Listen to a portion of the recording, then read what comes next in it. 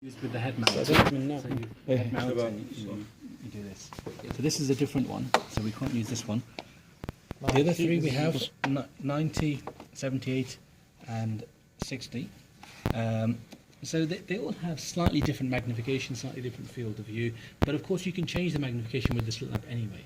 So, my advice really would be use the one which you can get familiar with, which one is more comfortable for you. Personally, I like the 90. I always use the 90.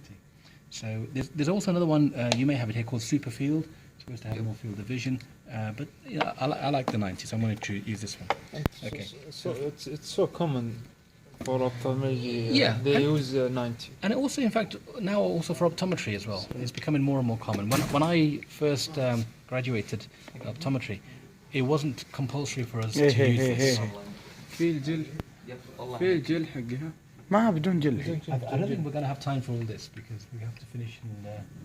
So with this we'll need anesthetic and gel. So let's just use this one for now. Okay. So first thing I'm going to do is focus the slit lamp, and I'm not going to use the focusing rod. So you can see here the light is moving against. Here the light is moving with. So somewhere in between, almost there, the light is hardly moving. So at this point I can focus the slit lamp. So I'm going to use each eyepiece, turn it anti-clockwise, focus it anti-clockwise. Focus this one, so both should be focused. Good. And now I'm going to look first of all.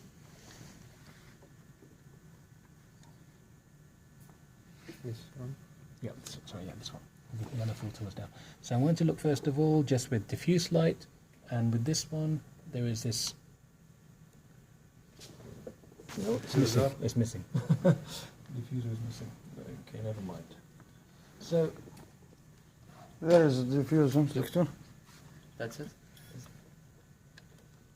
Okay,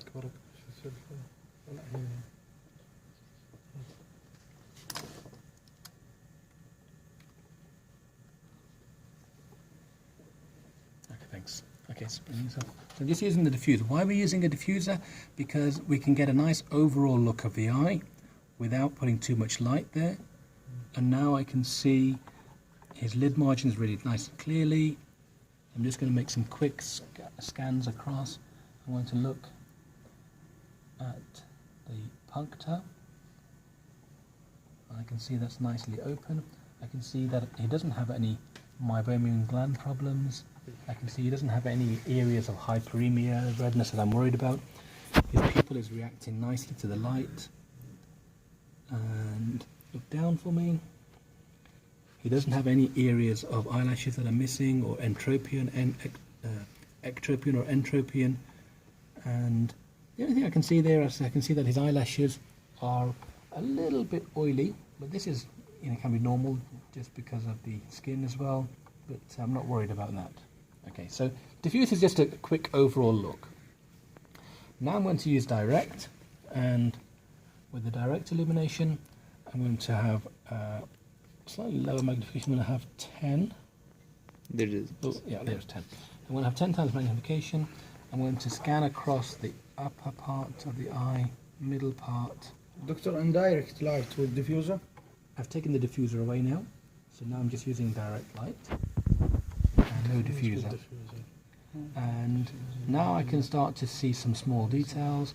I can see the tear meniscus as well. Looks healthy, looks normal, looks even. And now I'm going to. Sorry to interrupt you, Doctor. Sure. About the tear meniscus, why we don't increase the magnification so we can get a better view? Because in fact I can see it quite clearly. There's another way you can do it. What you can also do is turn the light horizontally, because it helps you to see it better as well. And yeah, you can increase the magnification. I'm on 10 times. I can increase it now. I think I'm on 16 now. I can still see it. How you can measure it? You can measure it with the width of the light, but in fact I'm not actually measuring. All I'm doing is just assessing it. I'm just saying it's even, it's equally distributed, and the lid margin is regular. So that's all I was just saying. I'm not too worried about the amount there. Now, because I didn't see anything unusual in his cornea, what I'm also going to do is do a sclerotic scatter. So I'm going to start with the light in the center of the cornea, and then I'm going to decouple the light and move the light to the limbus. And I'm using low magnification 10 times. If I use higher than 10 times, I won't see the whole eye. And I can see the light is totally internally reflected across the whole cornea. I can't see any dark spots in the cornea, which would mean some damage to the epithelium. I can't see any bright spots. And I can't see any edema or clouding either. So his cornea is nice and clear.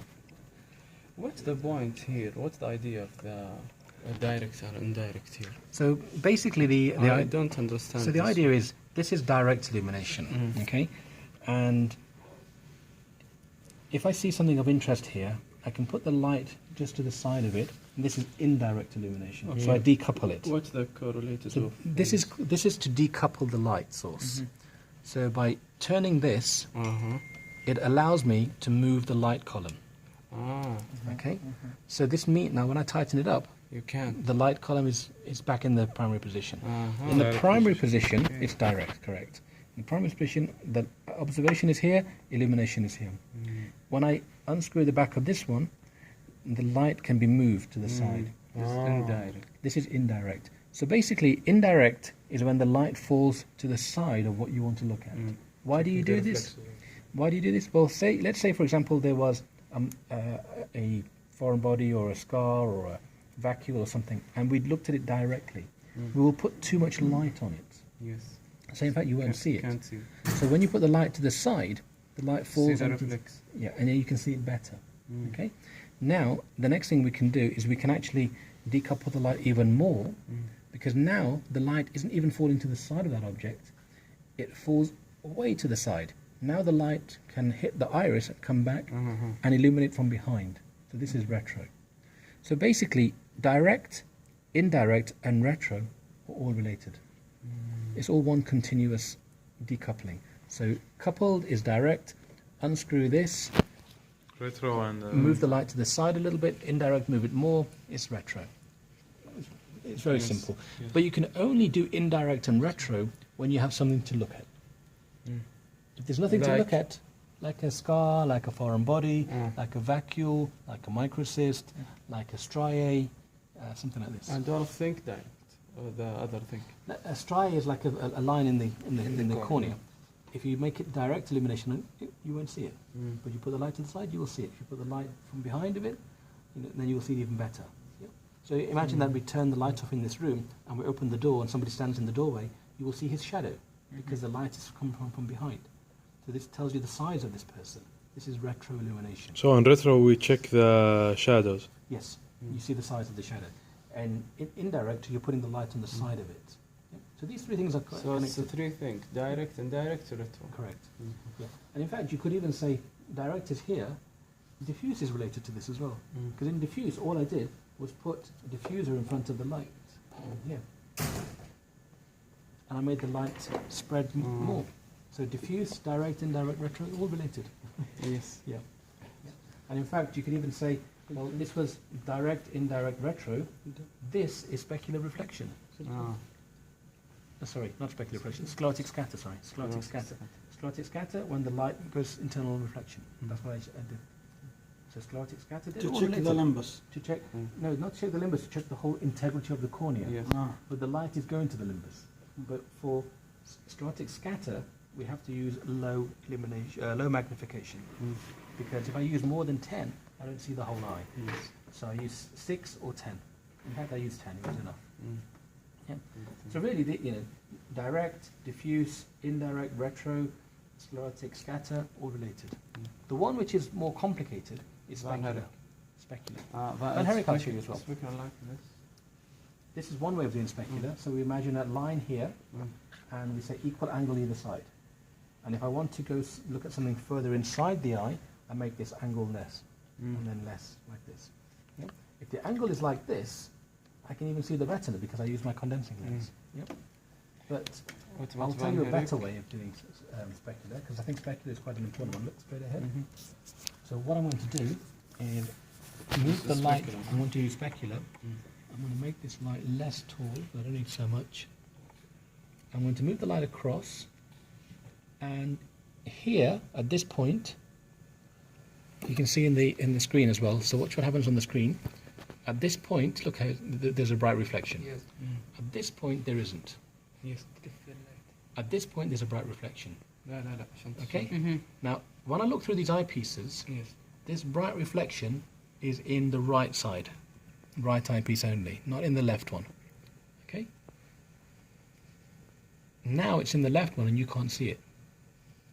But this is in the right. Do you understand what I'm saying? Yes. So this is the bright reflection. So I didn't change the angles like you did. Yes. But this tells me that angle of incidence of the light equals angle of reflection with the right eyepiece. That's what it tells me. So at this point here, I can see Purkinje images. And I can see Purkinje 1, I can see the bubbles of the tears. I'm going to make a narrow slit. And I'm going to increase the magnification.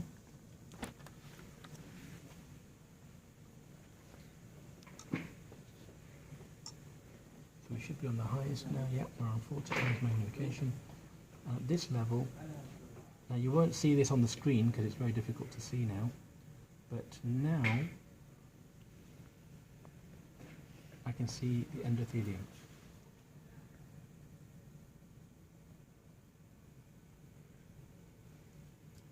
Wait, can you see the bright spot of light?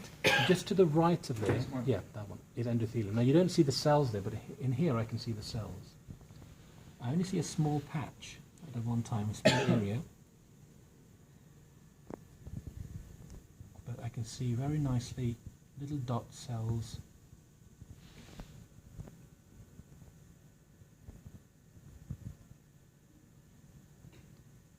So now what I'm going to do is I'm going to decrease the magnification slightly. And I'm going to look now at the third Purkinje image, and I can see there. You can't see it. Okay, I'll try and there. There. Can you see on the where the iris is? Yeah. To the right of the iris. Yeah. This is the anterior surface of the crystalline lens, and you can see it looks like little dots. Yes. So it looks like Like a a golf ball or Yeah. orange surface or a moon surface. Yes. This is called the third Purkinje image. It's gone now. I'll try and bring it back.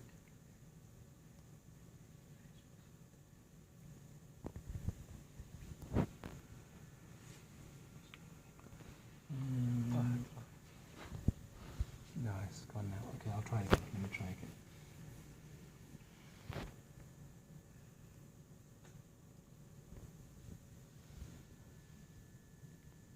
There.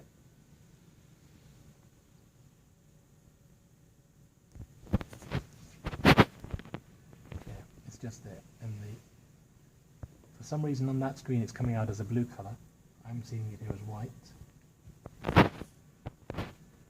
But it's the bit between the orange parts of the iris. So that in the center, yeah, that one. So now the other thing which you were asking me about was Van Herrick. lens. Oh, Van Herrick. Okay, we'll do Van Herrick first. So Van Herrick is when we take an optical section. We need something like 16 times magnification. I'm taking an optical section in the center of the eye, and now I'm moving this optical section to the limbus. And it's coupled. I didn't decouple it like sclerotic scatter. So I'm just looking at the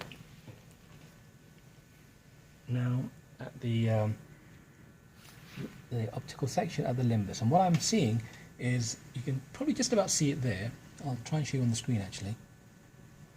Okay, so you see an optical section, Yeah. the blue. You see on the right side there's like an orange light. This is the iris. In between there's a black gap. Yes. Yes. So I'm comparing the black gap. Where's the mouse? حرك الماوس. I'm comparing the black gap. Oh, it's come back. It's come back. It's come back. لا لا لا نصور. It's come back. Okay, so I'm comparing the black gap thickness to the thickness of the optical section. This No. black, Correct. this black gap. Correct. Yes, correct. So Now, when I'm looking through here, it looks like almost smaller. It's No, slightly, almost the same. yeah, same. almost the same, slightly smaller. Yes. Yeah. When you look through here, it's slightly smaller. On there, it looks almost the same, but here it's slightly smaller. Almost 1 to 1. This is a grade 4 open Van Herrick's angle. Yeah. So this is a nice wide open angle. So in this patient, we wouldn't worry that he's going to have closed angle glaucoma if we dilate him or anything like that. So this is a nice open angle. So this is Van Herrick's technique. So doctor, for Van Herrick, we compare the. Okay, it's gone now. Oh, yeah, I'll show you again. Compare between the black area here and the white area. Correct. They should be similar. They don't have to be similar. You're just looking at the ratio. Almost. Yeah. I mean, in this case, they're similar, so we're saying it's 1 to 1. Sure. If the black area was half of the white area, Doctor, you can use the mouse. The stage is maybe 2. The then white it would be grade 3. here, the black area. What is it? This is The the depth? anterior chamber. Anterior chamber. Yeah. Okay. This and is the anterior chamber. This Yeah. areas. So this is the iris? cornea, Uh-huh. and this is the iris. Yeah, and this is the anterior chamber. chamber This is the gap Yes. between the iris and the cornea. If the gap is half, then Then we would say grade 3. If it's less than half, if it's about a quarter, we'd say grade 2. If it's less than this, grade 1. If there's no angle, grade 0. if there is no gap, doctor, that means the light here Yes, of the light iris will yes, will be correct. There's no black gap. Yes. The angle was 60. The angle was, oh yeah, sorry, I should say also, the angle between the observation and the illumination when you do Van Herrick's is approximately 60 degrees. But probably you notice I didn't check the angle. How did I do it? I just checked the slit. So I was checking the optical section was not too thin, not too thick. So I was checking it by moving this. Because this optical section, this light, has to be 90 degrees to the cornea at that point. So this is the cornea, this is the light. This angle here has to be 90 degrees. So the light has to be perpendicular to the cornea at that point, at the limbus. And then you can do Van Herrick's. If the light is at an angle, then you'll be looking at an oblique section through the cornea. If it's at this angle, you'll be looking at this oblique section. So you want to look exactly through the cornea. Yeah. Okay, so let me also show you now how to set up bulk illumination. Now he's got quite a small pupil when the light's there, so I'm going to try and reduce the light for him, make it smaller, because it'll be more comfortable for him as well. We don't need lots of light because we're only using the pupil area now. And I'm going to use the 90D lens.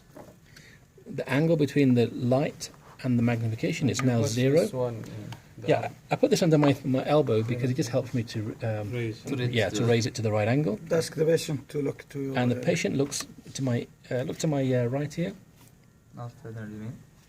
And now I can see.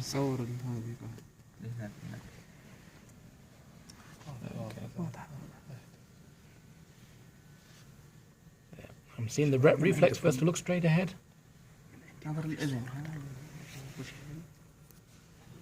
That's better. Okay, now he's looking straight ahead. And there. I can see, I don't know if you can see it there, but I'm looking. Okay, but I can see the optic disc.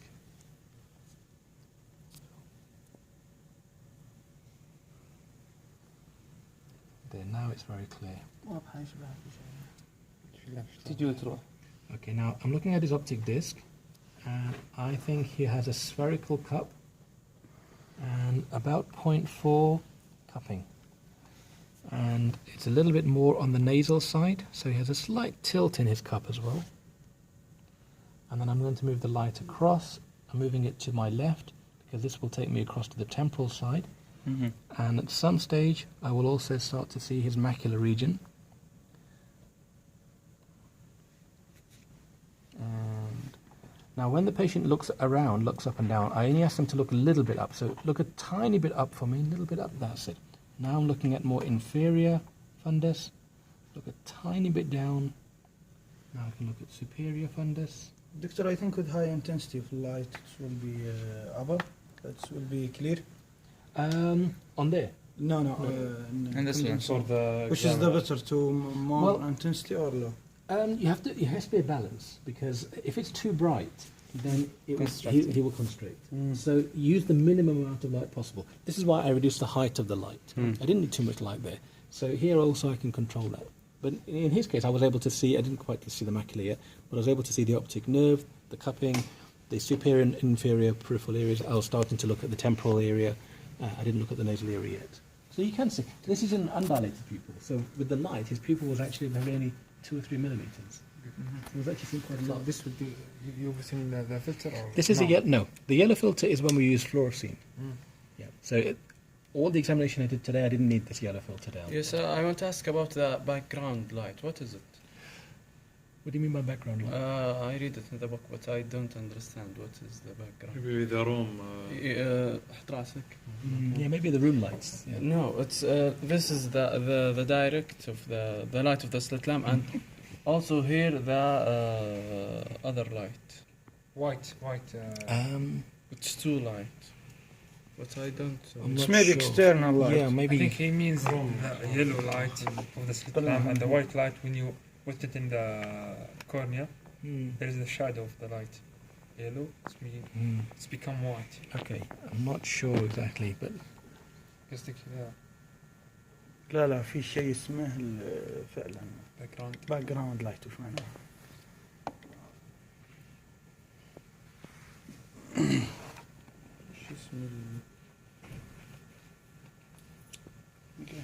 ادخل جوجل اكتب باك جراوند لايت تطلع لك معلومة عنه. okay. So now I've reduced the amount of light. See if I can get a better. Okay, in fact, I'm still seeing quite nicely his fundus.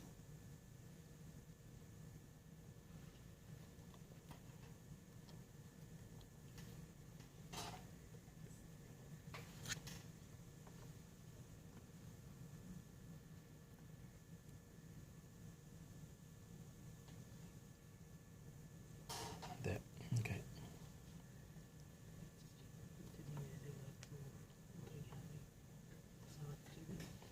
Okay, just look straight ahead. Straight ahead. That's it.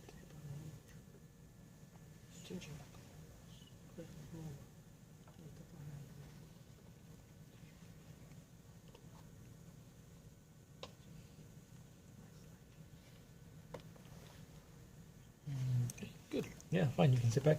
So, I mean, I think with the fundus view, you couldn't see it on the screen. But I was able to look at his superior, inferior, temporal and nasal areas of the fundus. I looked at his optic nerve quite nicely as well. I didn't look at the macula because I didn't want it was too bright for him and he was moving on a little bit, so I didn't worry about that. And but you know, we were able to see pretty much everything. Yeah. Now the Is the cause background illuminations? Because they هذا بس يعني looking طالع for that. target. هذا target. I mean, this is a fixation target. So, you know, when we were doing Volk lens now, you can sort of put this light. This one is not working, but you can put this light here, and That's the patient to look at. that's the patient to look at. The Yeah, background illumination. and then you know, when I was saying to him, look a little bit to the right, a little bit, I can move this around. As So I it's can- here, Doctor. And another. Yeah. Yeah. So you can move it around. a little bit, Constitute relation. So, yeah, I never use that, but I mean, some people do use it. It's up to you. Yep. But you know, these are good slit lamps. So you know, with this slit lamp, you should be able to see everything. And Volk is better when you dilate them. Now, there's one advantage of Volk over direct ophthalmoscopy is that with Volk you see a nicer field of view. With direct ophthalmoscopy, you see more magnification, and you see a small area. But to see the whole peripheral fundus, you look around and you make small areas and join them together. In here, in this one, you see a whole area together, but less magnification. Yes, that's what I mean. This is one, the yellow one. No, the white one. The yellow for the slit lamp, and the white one I don't want to. Oh, this is to do with the flash. This is to do with cameras. Yeah, this is to do with cameras. Background Yeah, illumination. yeah, because this one is using a flash intensity. Photo So it's telling you how they took the photograph. Mm. Yeah, so they're saying that with the background illumination gives an extra shadow. Ah, just for Yeah, camera. yeah, it's for a camera. Yeah, that's This different. Yeah. This background. Yeah. This slit lamp, white. Yeah, yeah, that's different. Picturograms. Ah, picturegram for Mm. camera. Yeah, it's talking about camera imaging. But I think one of the important techniques, if you can start to see specular reflection and to look at the Purkinje surfaces, Purkinje 1 front of the cornea, Purkinje 2 back of the cornea, Purkinje 3 crystalline lens, that's quite a skillful thing to do. Especially Purkinje 2 is more difficult. To see the orange peel PNG3 lens, it's actually quite easy. But to see the endothelium is quite difficult. So if you can see the endothelium, you should be very happy. Excuse me, doctor. Why we use this? This is a way of altering the angle of the way that the slit is delivered to the corneal curvature. I never use it, if I'm honest. The only time I've used this once or twice is when I want to look at the angle, antitumoral angle, and see it in different areas. But otherwise, I never use it. And in fact, a lot of slit lamps nowadays don't even have this function because we don't really use it. It's not something which is useful. But here, you have the controls here, different filters. You can see there's a blue filter there, there's a red filter, and the white one. And then on this side we have a green. The green one we call it red free. What's the difference between Green for hemorrhage. Yeah. So, this one is a blue one. Sorry. So here's the cobalt blue filter. Red one is a red light. Why we need to use red filter? Again, it's for looking at blood vessels and hemorrhages. I mean, we use a red free. You can use the red for other things as well. Again, we don't normally use it.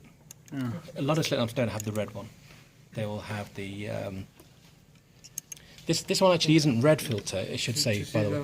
Foreign body maybe. You see, it's not red. It's actually no. It's actually the same. Look at this and look at this. What's the difference? Just name. Yeah, no, it's not just name. So basically, if you go back to them, this is the blue one, cobalt blue. This one is a blue color. You can see here. For tear breakup time. For when you put fluorescein in. Okay? This is the one I was talking about before. You can't see it change it, but this is the yellow filter that goes in front of the light, observation. So this is a blue filter. This one is a red color here, but usually, I haven't checked the manual on this one, but usually this is called heat-free. Heat-free. Heat-free. So it's telling that it's taking out the heat. The next one is usually an open filter. There's no filter there. Next one could be a neutral density filter. And it's slightly less light, it's slightly a little less bright. And then the next one is the green one, which we don't call it green, we call it red-free. This is the one we use to check for hemorrhages. Yeah. Red-free. Red-free. Not really for foreign body, just for hemorrhages. Yeah. So you can look at the neovascularization with it. So normally you would have a heat-free filter if you can use it, because it's more comfortable for the patient, or a little bit less bright, this one. But remember, you can also control the brightness on the rheostat here. Yeah. And then you can make it less bright there. This is for filter. So this one is a yellow filter here, and this yellow filter appears in front of the microscopes. This one, of course, is magnification. Yes. This one here, of course, is the angle of the slit. And at one point you saw I looked at the tear meniscus, I made it horizontal, like that. And this one, of course, is the slit width. Yes. And this one here is the slit height.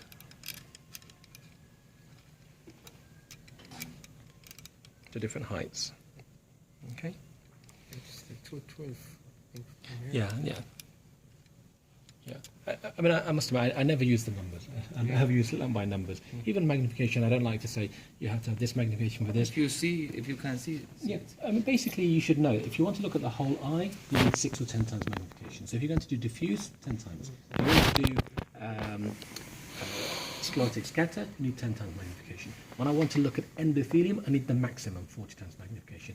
The other things, I will use 16 and 25, depending on if I want to see in more detail or less detail. So for Van Herrick's, I will use something like 16. I want to look at a larger area. So if I use more magnification, I will have a smaller field.